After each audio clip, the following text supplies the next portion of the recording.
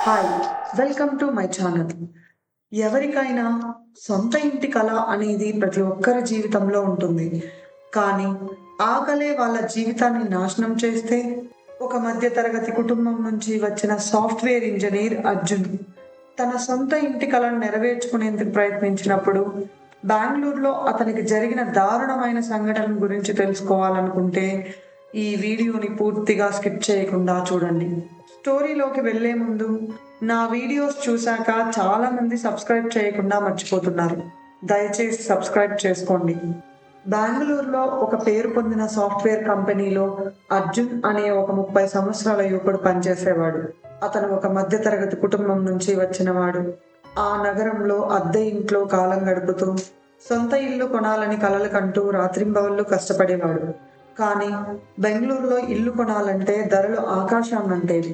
దాంతో చాలా నిరాశపడుతూ ఎలాగైనా ఒక సొంత ఇల్లు సమకూర్చుకోవాలని కష్టపడేవాడు. అలాంటి పరిస్థితుల్లో ఒకరోజు ఒక న్యూస్ పేపర్‌లోని ఒక ప్రకటన అర్జున్ కళ్ళల్లో మెరుపు నింపింది. ఆ నగర శివారులోని ఒక పాతకాలపు ఇల్లు ఒకటి తక్కువ ధరకే అమ్మకానికి ఉన్నట్లు కనిపించింది.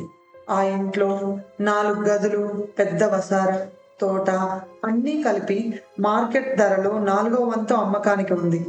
ధర ఎంత తక్కువ అంటే అది ఒక రకంగా మోసమేమో అనిపించేంత. అర్జున్ ఆశ్చర్యపోయాడు. ఇంత తక్కువ ధరకి ఎందుకు అమ్ముతున్నారు? ఏదో ఉంది. లేకపోతే మరి ఇంత తక్కువకు అంత పెద్ద ఇల్లు ఎలా అమ్ముతున్నారు? అని అనుమానించినా సొంత ఇంటి కల ముందు ఆ అనుమానాలన్నీ కనుమరుగైపోయాయి.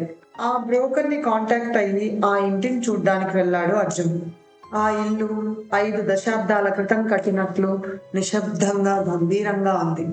చుట్టూ పిచ్చి మొక్కలు పెరిగి, కిటికీ అద్దాలు పగిలి, రంగులు వెలసిన గోడలతో ఏదో పాత సినిమా సెట్టింగ్‌లా అనిపించింది. లోపలికి అడుగు పెట్టగానే ఒక విచిత్రమైన వాసన. పాత వస్తువుల వాసన, నిశ్శబ్దం అన్నీ అలుముకున్నాయి. ఎంత ప్రశాంతంగా ఉందో అంతే భయంకరంగా ఉంది ఆ నిశ్శబ్దం. ఇంత తక్కువ ధరకి ఎందుకు అమ్ముతున్నారు సార్ అని ఆ బ్రోకర్‌ని అడిగాడు అర్జున్. ఎవరు కొంటారు సార్ ఈ పాత ఇల్లు? సిటీకి దూరంగా ఉంది. పైగా ఈ పాత ఇంటి ఓనర్ చనిపోయాడు. వాళ్ళ పిల్లలు అమెరికాలో స్థిరపడ్డాడు. దాంతో కొన్నాళ్ల పాటు ఖాళీగా ఉంది. అందుకనే తక్కువకు అమ్మేస్తున్నారు అని బ్రోకర్ మాట దాటేశాడు. అర్జున్ మనసులో ఏదో తెలియని అలజడి రేగినా జేబులో ఉన్న డబ్బు, సొంత ఇంటి కల అతన్ని ముందుకు నడిపాయి. కొన్ని వారాల్లోనే ఆ ఇంటిని కొనేశాడు. తరువాత ఆ ఇంటిని బాగు చేయించడానికి కొంతమంది కూలీలను పెట్టాడు. పగిలిన అద్దాలను మార్చడం, రంగులు వేయడం అన్నీ పనులు మొదలయ్యాయి. అర్జున్ ఒకరోజు ఇంటి లోపల గదులు క్లీన్ చేస్తున్నప్పుడు పడగదిలో ఉన్న చెక్క అల్మారా కింద ఉన్న టైల్స్ పగిలి ఉండడం గమనించాడు. కూలీలతో చెప్పి క్లీన్ చేయించినప్పుడు ఆ పగిలిన టైల్స్ కింద ఏదో ఉన్నట్టుందని గమనించి టైల్స్ తీయించాడు. టైల్స్ కింద ఉన్న మట్టి తవ్వగా ఒక విచిత్రమైన వస్తువు బయటపడింది. అది ఒక పాత కాలం నాటి పాత తోలు సంచి. దానిపై అర్థం కాని భాషలో ఏవో గుర్తులు చెక్కబడి ఉన్నాయి. ఆ సంచిని జాగ్రత్తగా ఓపెన్ చేసి చూస్తే లోపల ఒక డైరీ కనిపించింది. ఆ డైరీ పైన కూడా విచిత్రమైన గుర్తులు ఉన్నాయి. పక్కనే ఎండిపోయిన రక్తపు మరకతో తుప్పు పట్టిన ఒక కత్తి కనిపించాయి. అది చూసిన అర్జున్‌కి ఒంట్లో వణుకు పుట్టింది. చేతులు గడగడ వణుకుతుండగా డైరీని ఓపెన్ చేశాడు. మొదటి పేజీలో ఆ డైరీ రాసి 100 సంవత్సరాలు అవుతున్నట్లని తెలుస్తోంది. దాని మీద పాతకాలపు నాటి భాషలో దామోదర్‌రావు యజ్ఞలేఖలు అని రాసి ఉంది. ప్రతి పేజీ కొన్ని భయంకరమైన విషయాలతో నిండి ఉంది. అదంతా చదివిన తర్వాత అది ఒక తాంత్రిక పూజారి రాసిన డైరీ అని, అతను కొన్ని తరాలుగా వస్తున్న ఒక అంధకార యజ్ఞాన్ని పూర్తి చేయడానికి ప్రయత్నిస్తున్నాడని అర్థమైంది.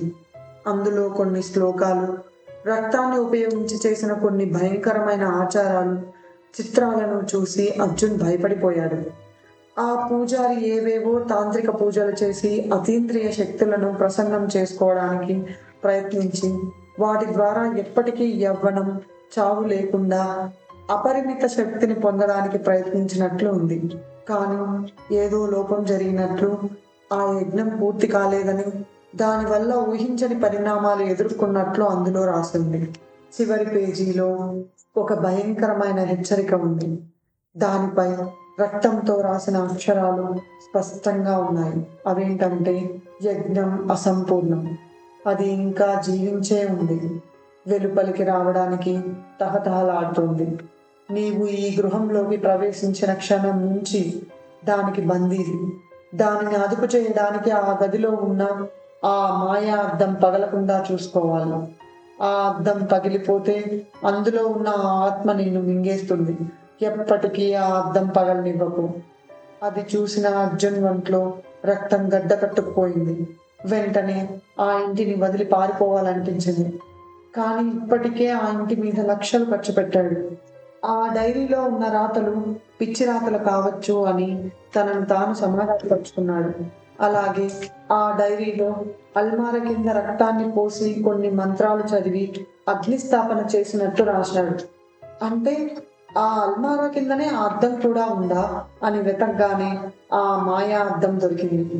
దానిని చూసి వెంటనే జాగ్రత్తగా ఒక బాక్స్ లో పెట్టి ఒక టేబుల్ మీద పెట్టాడు. ఇంటి పనులు జరుగుతున్నా ఆ అద్దాన్ని మాత్రం జాగ్రత్తగా పగలకుండా చూసుకున్నాడు.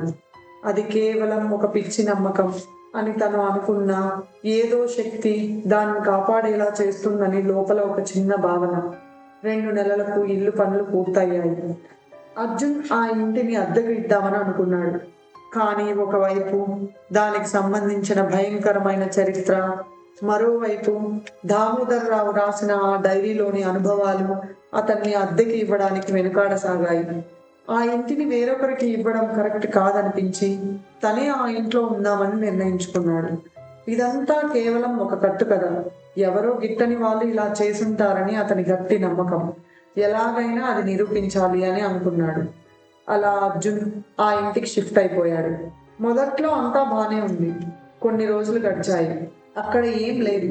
అదంతా ఆ డైరీ, ఆ పిచ్చి రాతలు అన్నీ కావాలని ఎవరో రాశారు అని అర్జున్ ప్రశాంతంగా జీవించసాగాడు. ఒకరోజు రాత్రి బయట కుండపోత వర్షం, భయంకరమైన ఉరుములు మెరుపులతో ఆ ఇల్లు దద్దరిల్లిపోతోంది. అర్జున్ హాల్లో కూర్చొని ఏదో పుస్తకం చదువుతూ కూర్చున్నాడు. ఉన్నట్టుండి ఒక్కసారిగా టప్ అంటూ పెద్ద శబ్దం. కరెంటు పోయింది. చిమ్మ చీకటి ఒక్కసారిగా అలుముకుంది. వెంటనే అర్జున్ ఒక పెద్ద కొవ్వొత్తిని వెలిగించి మళ్ళీ కూర్చొని బుక్ చదవడం మొదలుపెట్టాడు. పక్కనే ఆ తెల్లటి కొవ్వొత్తి నిశ్శబ్దంగా వెలుగుతోంది. చిమ్మ చీకటిని చీల్చుకుంటూ ఆ వెలుగు ఒక చిన్న సర్కిల్ని ఏర్పరిచింది. అర్జున్ డైరీలో చదివిన విషయాలను గుర్తు చేసుకున్నాడు. గుర్తుపెట్టుకో, అద్దం పగిలితే అన్న మాటలు తన చెవుల్లో మారుమోగాయి. బయట గాలి వాన తీవ్రంగా పెరిగి కిటికీలు గడగడా కొట్టుకోసాగాయి. గాలికి ఉన్నట్టుండి కొవ్వొత్తి ఆరిపోయింది. వెంటనే అర్జున్ తన ఫోన్ కోసం ఆ చీకట్లో వెతుకుతూ నడుస్తున్నాడు. ఉన్నట్టుండి ఇల్లంతా చలి ఆవహించింది. అది ఎలా ఉందంటే రక్తం గడ్డ కట్టించేంత చలి. అర్జున్ వణికిపోతున్నాడు. కొత్త ఇల్లు కావడంతో తన ఫోన్ వెతుక్కోవడం చాలా కష్టంగా అనిపించింది. అలా వణుకుతున్న చేతులతో నడుస్తున్న అర్జున్కి సడన్ గా కాలికి ఏదో తగిలి పక్కనే ఉన్న టేబుల్ పై పడ్డాడు. వెంటనే ఏదో ఒక గ్లాస్ పగిలిన శబ్దం వినపడింది. నో నో నో, అది ఆ అద్దం కాదు కదా అని అర్జున్ ఆ చీకట్లో తన చేతులతో ఆ గాజు ముక్కలు పట్టుకోగానే అర్థమైంది అది ఆ మాయా అద్దం అని. అయ్యో, నిజంగా అది ఆ అద్దమేనా? ఇప్పుడేం చేయాలి అనుకుంటూ అటూ ఇటూ పరిగెత్తాడు లైట్ కోసం. ఆ పరిగెత్తే క్షణంలో ఆ గాజు పెంకులు కాళ్ళకు గుచ్చుకొని రక్తం కారసాగాయి. అని ఒక విచిత్రమైన శబ్దం. ఉన్నట్టుండి తన పక్కనే ఎవరో గోడలను గీకిన శబ్దం. ఏదో కత్తితో దేన్నో కొడుతున్నట్లు ఖం ఖం మని శబ్దం. అది విన్న అర్జున్ భయంతో వణికిపోయాడు. చెవులు రెక్కించి విన్నాడు. అది కేవలం తన పక్కనే కాకుండా పై కప్పు నుంచి, వెనుక నుంచి, అది నలు మూలల నుంచి వినిపిస్తోంది. అది ఏదో జంతువు చేసే శబ్దం కాదు, మానవ నిర్మితం అంతకన్నా కాదు. ఎవరు అక్కడ అని అర్జున్ వణుకుతున్న గొంతుతో అడిగాడు. సమాధానం లేదు. కానీ ఆ శబ్దం మరింత ఎక్కువైంది. ఆ చీకటిలో ఏదో కదులుతున్నట్లు అనిపించింది. ఒక్కసారిగా అర్జున్ చెవిలో ఎవరో గుసగుసలాడినట్లు, అతని వెనుక వెచ్చటి ఊపిరి తగిలి ఒళ్ళు జల్తరించింది. వెంటనే వెనక్కి తిరిగి చూస్తే అక్కడ ఏం కనిపించలేదు. అకస్మాత్తుగా అర్జున్ భుజంపై ఎవరిదో ఒక చేయి.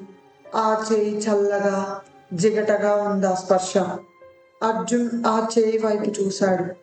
అది ఒక ఎండిపోయిన ఎముకల గూడు. దానిపైన పురుగులు పాకుతూ, కుళ్ళిపోయిన చర్మంతో చాలా భయంకరంగా అనిపించింది. అర్జున్ భయంతో ఇల్లు దద్దరిల్లేలా అరిచాడు. ఒక్కసారిగా బయటికి పరిగెత్తాలని చూశాడు. హాల్లోకి వచ్చి ఆ చీకట్లో ఫోన్ కోసం మళ్ళీ వెతికాడు. అంతలో అర్జున్ అని ఒక భయంకరమైన స్వరం వినిపించింది. అది మానవ స్వరం కాదు, ఒక భయంకరమైన ప్రేతాత్మ స్వరం. ఆ డైరీలో దామోదర్రావు రాసిన అక్షరాలని అర్జున్ చెవుల్లో మారుమోగాయి. ఆకలి, ఆకలి, ఆత్మల ఆకలి అని. అర్జున్ గుండె వేగంగా కొట్టుకుంటోంది. ఇంట్లో పాత దర్వాజాలు, కిటికీలు వాటంతట అవే కొట్టుకుంటున్నాయి. ప్రాణభయంతో ఇంటి బయటకు వెళ్దామని తలుపు వైపు పరిగెత్తాడు. కంటికి కనిపించిన ఆ శక్తి తన కాళ్ళను గట్టిగా పట్టుకుని వెనక్కి లాగింది. వెంటనే ముఖద్వారం తలుపులు కూడా మూసుకుపోయాయి. నువ్వు నా నుండి పారిపోలేవు. ఈరోజు నీ ప్రాణం నాకు పణంగా పెట్టాల్సిందే. నా ఆకలి తీర్చాలి అని భయంకరమైన స్వరంతో గట్టిగా నవ్వింది. ఆ నవ్వు వేలాది ప్రేతాత్మలు ఒక్కసారిగా కేకలు వేసినట్లు అనిపించింది. అర్జున్ కింద పడిపోయాడు. అతని తల గట్టిగా నేలకేసి తగలడంతో రక్తం కారుతోంది. అంతలో అతని పక్కనే ఏదో కదిలినట్టు, అది ఆ అల్మారా కింద దొరికిన కత్తిని గోడలపై గోకుతూ పదును పెడుతున్నట్లు అనిపించి అర్జున్ తల ఎత్తి దాన్ని చూశాడు. ఒక్కసారిగా అతని గుండె ఆగినంత పనైంది. ఆ నీడ ఎలా ఉందంటే అదొక ఎముకల గూడు. శరీరం కుళ్ళిపోయి ఎముకలపై పురుగులు పాకుతూ, చుట్టూ ఈగలతో, దాని కళ్ళ స్థానంలో ఎర్రటి నిప్పు కణికలు మెరుస్తున్నాయి. దాని చేతిలో ఆ రక్తపు మరకలు ఉన్న తుప్పు పట్టిపోయిన కత్తి. అది అర్జున్ వైపు దూసుకొచ్చింది. వెంటనే అతని ఒంట్లో ఉన్న శక్తినంతా కూడగట్టుకుని గోడ పక్కకు దొర్లి వెనుక ఉన్న కిటికీ అద్దాలను పగలగొట్టుకుని బయటకు దూకాలని ప్రయత్నించాడు. ఉన్నట్టుండి భూమిలోంచి కనిపించని కొన్ని చేతులు అతని కాళ్ళను పట్టుకుని వెనక్కి లాగాయి. ఆ కుళ్ళిపోయిన శరీరంతో ఉన్న అస్థిపంజరం కిందకు వంగి అతని కళ్ళల్లోకి కళ్ళు పెట్టి చూస్తూ, నీ ఆత్మ నా యజ్ఞానికి ఆహుతి అని అరుస్తూ ఆ చూపులో అనంతమైన శూన్యం, అగ్ని మరియు గత వేలాది ఆత్మల ఆక్రందనలు కనిపించాయి. అర్జున్ అరుపులు ఇల్లంతా వినిపిస్తుండగా ఆ ఆత్మ తన కత్తితో అర్జున్ని పొడిచి తన ఆకలి తీర్చుకుంది. అర్జున్ చివరగా విన్నది ఆ భయంకరమైన నవ్వు. ఆ తర్వాత ఉరుములు, మెరుపుల శబ్దాలు తప్ప ఆ ఇంటి నుండి ఏ శబ్దమూ రాలేదు. ఆ రోజు రాత్రి అర్జున్ అతి కిరాతకంగా ఆ ఆత్మలకు బలయ్యాడు. మరుసటి రోజు ఉదయం సూర్యరశ్మి ఆ ఇంటిపై పడి పగిలిన కిటికీ అద్దాల గుండా చల్లని వెలుగు ఆ ఇంట్లో పడింది. ఇంటి లోపల మెరుస్తున్న ఆ మాయా అద్దం, దాని పక్కనే ఎండిపోయిన రక్తపు మరకలు, పగిలిన కిటికీ అద్దాల మధ్యలో ఒక పాత డైరీ రక్తపు మరకలతో పడి ఉంది. దాని చివరి పేజీలోని అక్షరాలు గాలికి రెపరెపలాడుతూ స్పష్టంగా కనిపిస్తున్నాయి. ఆ అద్దాన్ని ఎప్పటికీ పగలనివ్వకు అని. మరికొద్ది వారాలకు ఆ ఇంటి గురించి అనేక పుకార్లు షికారు చేశాయి. కొంతమంది రాత్రి వేళ ఆ ఇంటి నుంచి అరుపులు, మూలుగులు విన్నామని చెప్పారు. మరికొంతమంది చీకటి పడుతున్నప్పుడు పగిలిన కిటికీల గుండా ఒక నల్లటి ఆకారం కదులుతున్నట్లు చూశామని చెప్పారు. ఆ ఇంటిలో అర్జున్ శవం ఎముకల గూడుతో కనిపించింది. తరువాత ఎవ్వరూ ఆ ఇంటిని కొనడానికి సాహసించలేదు. ఆ ఇంటికి ప్రేతాత్మలతో నిండిన గృహం అని పేరు వచ్చింది. దామోదర్రావు, అర్జున్ మరెందరో అభాగ్యుల ఆత్మలతో నిండిపోయింది. ఎన్నో ఆశలతో సొంత ఇంటిని కొనుక్కోవాలనుకున్న కళ ఎంతో మందికి జీవిత ఆశయం. అటువంటి కోరిక నెరవేర్చుకునే సమయంలో ముందు వెనుక ఆలోచించి జాగ్రత్తగా నిర్ణయం తీసుకోవాలి. లేకపోతే మీరు కూడా ఇలాంటి పరిస్థితుల్ని ఎదుర్కోవాల్సి వస్తుంది. జాగ్రత్త. ఇలాంటి మరిన్ని ఇంట్రెస్టింగ్ స్టోరీస్ కోసం మా ఛానల్ని ఇప్పుడే సబ్స్క్రైబ్ చేసుకోండి.